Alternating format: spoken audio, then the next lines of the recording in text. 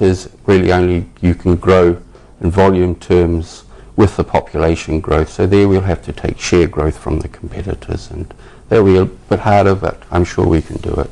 There's one market that Unilever is clearly missing from, and there seems to be a lot of action there, not just in Pakistan but all over the world, and that's water. Just plain, simple, drinkable glass of water. I mean, you just can't go wrong with it. Now, Nestle, one of your competitors, they've come out, they've taken a big chunk of the market. Aquafina is in town, and then there are so many other brands, it's tough to recall the names.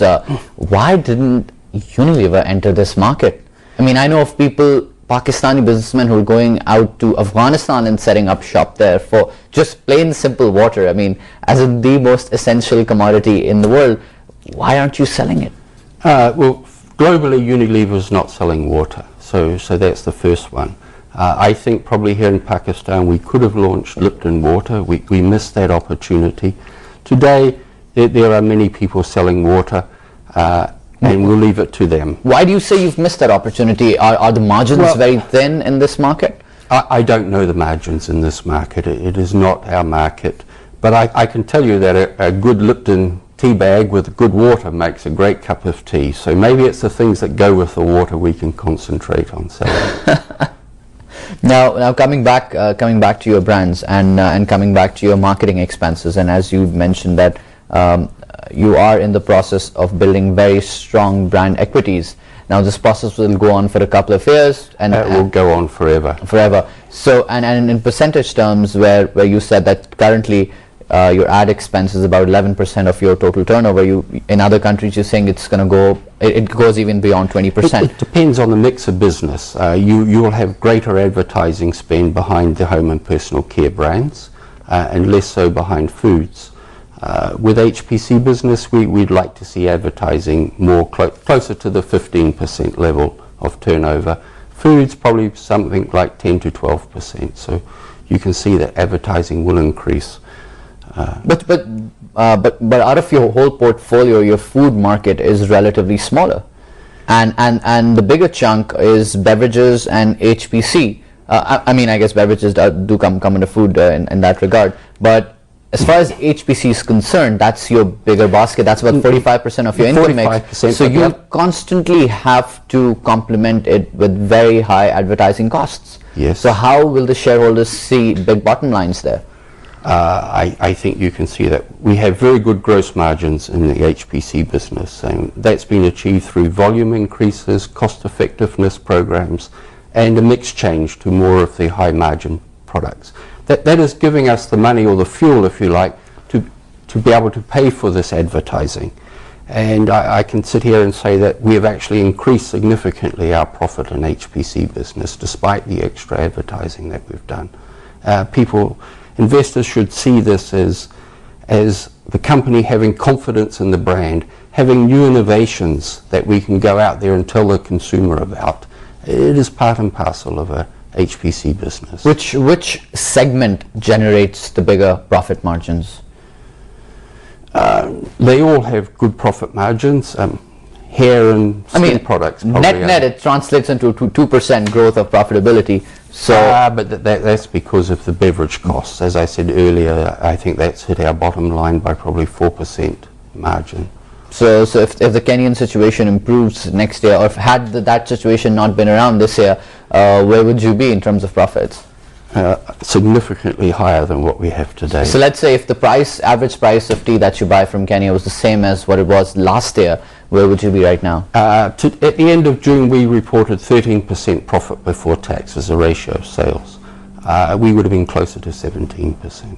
Excellent. That would have been interesting. But obviously, booms and busts, they do come, and it's just a part of business. Yes, you can't have everything all the time. But definitely. फिलहाल हम चलेंगे बहुत जल्द एक break की तरफ. Break के बाद वापस आके बात करेंगे कि ग्रोथ प्लान्स क्या हैं. एक ग्रोथ प्लान के बारे में तो बताया है पीटर ने बहुत कि तकरीबन $20 million की इन्वेस्टमेंट का अप्रूवल आया है to grow the ice cream business, and they will be able to increase their capacity by 50%.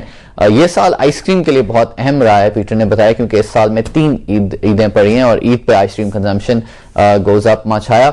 जल्दी से मार्केट की तरफ भी नजर डाल लेते हैं. अभी भी मार्केट पॉजिटिव जोन में, तकरीबन 40 पॉइंट्स का इसमें इजाफा है. Aage jaake, which segment will Unilever rely on for its growth, and what are some of the specific growth plans and targeted expansion plans? We'll talk more on that right after this break. Dekhte rahiye Power Lunch.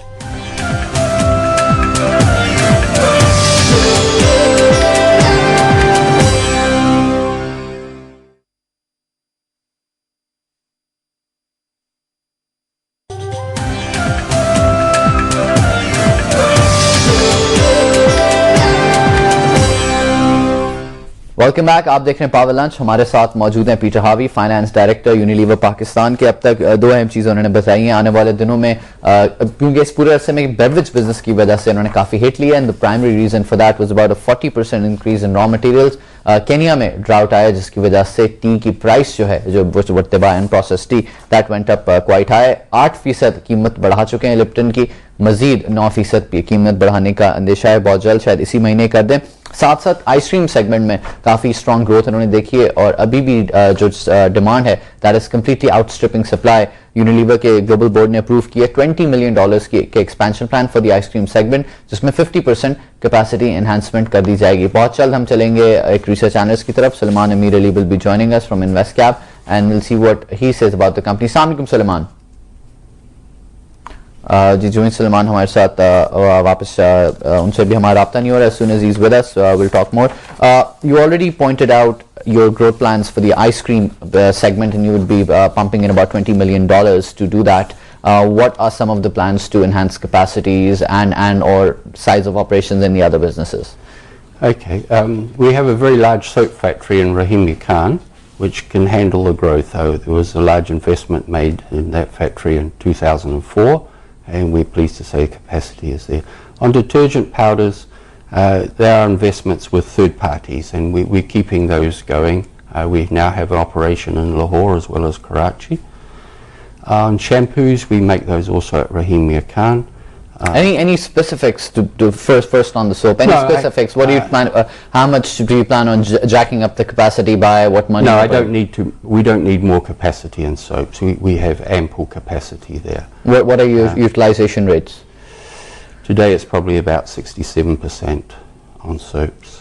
So there's still room to grow there. There's still room to grow that. What about detergents? Detergent powders, we are at 100% there, and we are increasing the capacity at our third-party manufacturers here in Pakistan. Any details on what's the size of capacity, how much money is being put in, what's the debt equity structure on it? No, this is with third parties. We help them out with some of the capital, some of the equipment belongs to us. No, we don't look at debt equity on third-party suppliers there. But pleased to say that all of our detergent powder is made here in Pakistan. We'll go to Sulaiman Amir Ali. He's a research analyst with InvestCap. Assalamu alaikum, Sulaiman. Walaikum salam. Sulaiman, Peter Harvey is here with us. He's the finance director of Unilever. Your questions and your comments. Yeah, we're just going through the Unilever statements for the past 3 years, and I was just comparing it with Nestle, which is the other FMCG company operating in Pakistan. So there was this stark difference between in the top line growth. If you look at Nestle over the past 3-4 years, they've grown at about 25 to 30% in sales and about 35 to 40% in profitability. But if you look at Unilever for the past 4 years, the sales growth has been almost nil, and profitability growth has been also in the range of 10%. So although the first half results were good in terms of growth in home and personal care and ice creams, but again the beverage segment didn't perform. So overall there was very little sales growth, about 20%, and bottom line growth was about 2%. So what I've observed is that somehow or the other, every year they face some problem or the other in one of these segments.